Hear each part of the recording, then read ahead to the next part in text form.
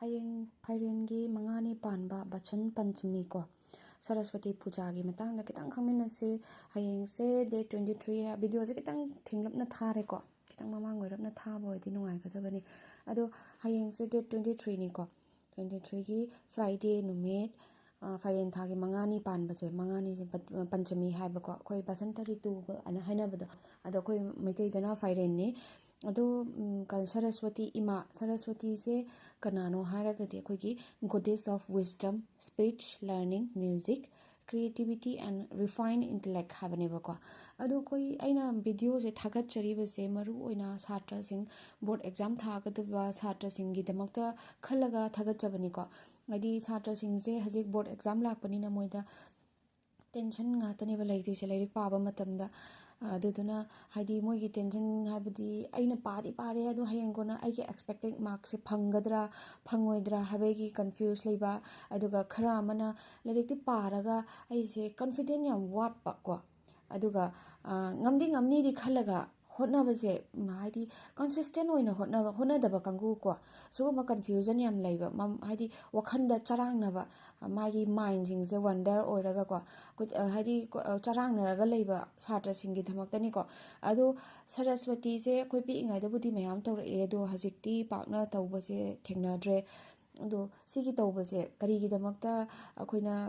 Hindu habegi leite ko yamna kanaba pot de akoina adum use tawba ka shu kai de ko asomna kangi India gi mapan dagi la aga foreign lam dagi la aga mi singsina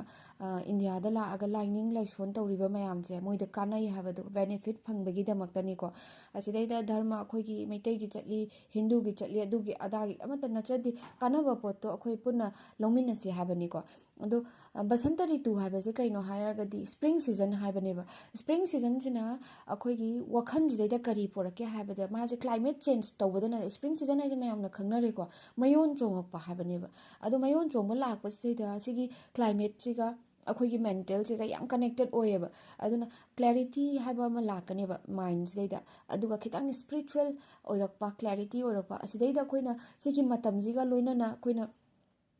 kano che mind ji clear oi hodragadi chahi semagi akhoi expected akhoi score tawning ba marks sing do phangoi deni ko aduduna matang matam chari ngai da matam gi matungina khoina khitang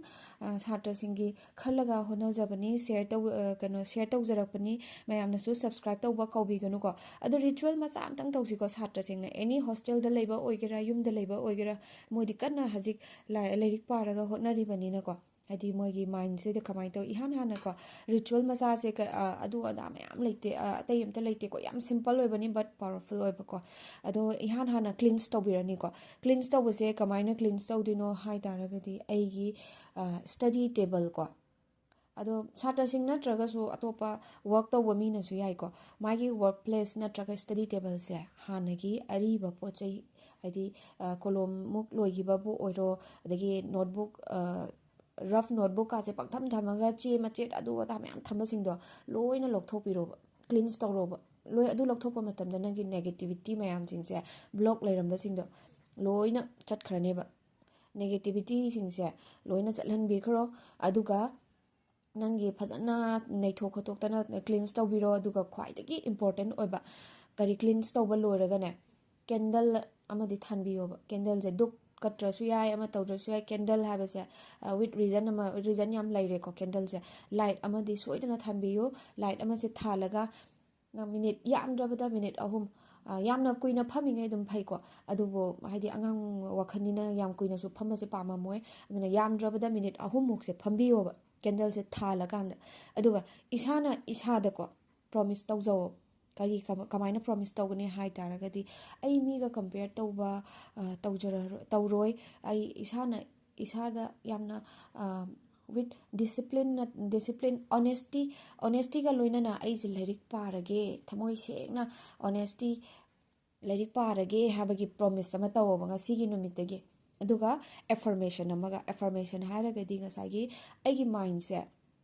discipline oire ko calm oire affirmation dindi ko ai oire hana tawgadaba ko calm oire aduga deeply focus oire adu kaidongna ba aigi ngasagi ꯁꯛꯁꯦꯁꯇꯣ ꯑꯦꯆꯤꯞ ꯇꯧꯅꯕ ꯑꯩꯒꯤ ꯒꯣꯜꯗꯣ achieve ꯇꯧꯅꯕ ꯍꯥꯏꯅ ꯑꯗꯨꯃꯥꯏꯅ ꯑꯦꯐꯔꯃꯦꯁꯟ ꯑꯃ ꯅꯪꯅ ꯏꯕꯤꯔꯁꯨ ꯌꯥꯏ ꯑꯗꯨꯒ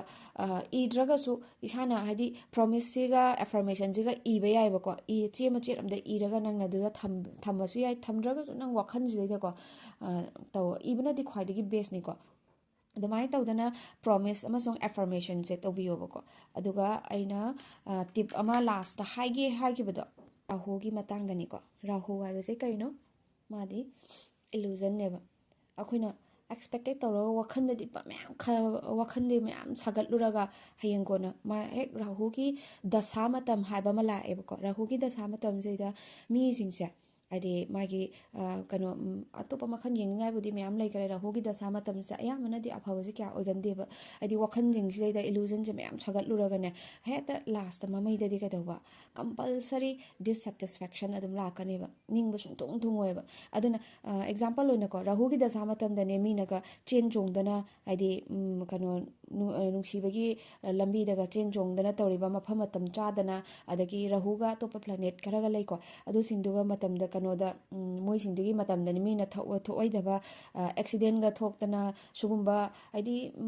ꯃꯌꯥꯝ ꯂꯩꯀꯣ ꯑꯦꯒ꯭ꯔꯦꯁꯤꯞ ꯌꯥꯝꯅ ꯍꯦꯟꯅ ꯍꯦꯟꯀꯠꯂꯛꯄ ꯔꯥꯍꯨꯁꯤꯅ ꯑꯦꯅꯤ ꯄ꯭ꯂꯥꯅꯦꯠ ꯑꯃꯗ ꯍꯦꯛ ꯆꯪꯉꯨꯔꯒꯗꯤꯀꯣ ꯃꯥꯁꯦ ꯍꯦꯟꯅ ꯑꯦꯛꯁꯄꯥꯟ ꯇꯧꯊꯣꯛꯑꯦꯕꯀꯣ ꯇꯧꯒꯗꯕ ꯊꯣꯛꯀꯗꯕ ꯊꯧꯗꯣꯛꯇꯨꯗ ꯍꯦꯟꯅ ꯆꯥꯎꯍꯜꯂꯦꯕ ꯑꯗꯨꯅ ꯔꯥꯍꯨꯁꯦ ꯌꯥꯝꯅ ꯏꯝꯄꯣꯔꯇꯦꯟ ꯑꯣꯏꯌꯦꯕꯀꯣ ꯑꯐꯕ ꯍꯥꯏꯗꯤ ꯄꯥꯛ ꯄꯤꯒꯟꯗꯦꯕꯀꯣ ꯑꯗꯨꯗꯨꯅ ꯔꯥꯍꯨꯒꯤ ꯃꯇꯝ ꯗꯁꯥ ꯂꯩꯕ ꯃꯤꯁꯤꯡꯅꯀꯣ ꯁꯔꯁꯋꯇꯤ ꯄꯨꯖꯥ ꯇꯧꯕ ꯃꯇꯝꯗ ꯉꯁꯥꯏꯒꯤ ꯁꯔꯁꯋꯇꯤ ꯄꯨꯖꯥ ꯇꯧꯕ ꯃꯇꯝꯗ ꯌꯥꯝ ꯀꯥꯟꯅꯕ ꯍꯥꯏꯗꯣ ꯑꯣꯏꯌꯦꯕ ꯑꯗꯨꯅ ꯏꯟꯈꯠꯂꯛꯂꯤꯕ ꯑꯉꯥꯡꯁꯤꯡꯗꯤ ꯑꯌꯥꯝꯕꯅ ꯅꯨꯡꯁꯤ ꯅꯨꯡꯉꯣꯟ ꯑꯃ ꯍꯥꯏꯁꯦ ꯔꯥꯍꯨꯅꯅꯦꯕ ꯃꯣꯏꯅ ꯈꯜꯂꯨꯕꯅ ꯑꯃ ꯑꯗꯒꯤ ꯑꯦꯛꯁꯄꯦꯛꯇꯦꯠ ꯇꯧꯔꯨꯕ ꯑꯗꯒꯤ ꯅꯨꯡꯁꯤꯅꯔꯨꯔꯅꯤ ꯑꯗꯨꯒ ꯄ꯭ꯔꯣꯕ꯭ꯂꯦꯝ ꯃꯌꯥꯝ ꯂꯥꯛꯏꯕ ꯈꯣꯠꯂꯤꯕ ꯍꯥꯏꯁꯦ ꯔꯥꯍꯨꯅꯦꯕ ꯑꯌꯥꯝꯕꯅꯀꯣ ꯑꯗꯨꯗꯨꯅ ꯔꯥꯍꯨꯒꯤ ꯃꯇꯝꯗ ꯅꯨꯡꯁꯤ ꯅꯨꯡꯉꯣꯟꯗꯒꯤ ꯀꯩꯗꯒꯤ ꯃꯥꯏꯟꯁꯦ ꯗꯤꯁꯇ꯭ꯔꯦꯛ ꯂꯣꯏ ꯇꯧꯗꯣꯏꯅꯦꯕ ꯑꯗꯣ ꯁꯔꯁꯋꯇꯤ ꯄꯨꯖꯥꯁꯦ ꯔꯥꯍꯨꯒꯤ ꯗꯁꯥ ꯂꯩꯕ ꯃꯤꯅ ꯁꯔꯁꯋꯇꯤ ꯄꯨꯖꯥ ꯇꯧꯕꯗ ꯌꯥꯝ ꯀꯥꯟꯅꯩ ꯑꯗꯨꯒꯤ ꯃꯊꯛꯇ ꯁꯥꯇ꯭ꯔꯁꯤꯡꯅ ꯔꯥꯍꯨꯒꯤ ꯁꯔꯁꯋꯇꯤ ꯄꯨꯖꯥ ꯇꯧꯕꯗ ꯍꯦꯟꯅꯁꯨ ꯀꯥꯟꯅꯩꯌꯦꯕ ꯍꯥꯏꯗꯤ ꯉꯁꯥꯏꯒꯤ ꯃꯥꯏꯟꯁꯦ ꯀꯥꯝ ꯑꯣꯏꯔꯛꯀꯗꯣꯏꯅꯦꯕ ꯑꯗꯨꯒ ꯁꯤꯒꯤ ꯁꯤꯝꯄꯜ ꯔꯤꯆꯨꯋꯦꯜ ꯑꯍꯨꯝꯁꯦ ꯁꯤ ꯇꯧꯕꯤꯌꯣ ꯁꯤ ꯁꯨꯡꯁꯣꯏ ꯁꯣꯏꯗꯅ ꯇꯧꯕꯤꯌꯣꯕ ꯁꯤ ꯌꯥꯝ ꯀꯥꯟꯅꯕꯅꯦ ꯑꯗꯣ ꯃꯌꯥꯝꯗ ꯑꯩꯅꯁꯨ ꯏꯆꯝ ꯆꯝꯕ ꯁꯤꯁꯦ ꯁꯤꯌꯔ ꯇꯧꯖꯕꯅꯦ ꯃꯌꯥꯝꯅ ꯁꯕꯁꯀ꯭ꯔꯥꯏꯕ ꯇꯧꯕ ꯀꯧꯕꯤꯒꯅꯨ ꯂꯥꯏꯛ ꯇꯧꯕ ꯀꯧꯕꯤꯒꯅꯨ ꯊꯦꯡꯛ ꯌꯨ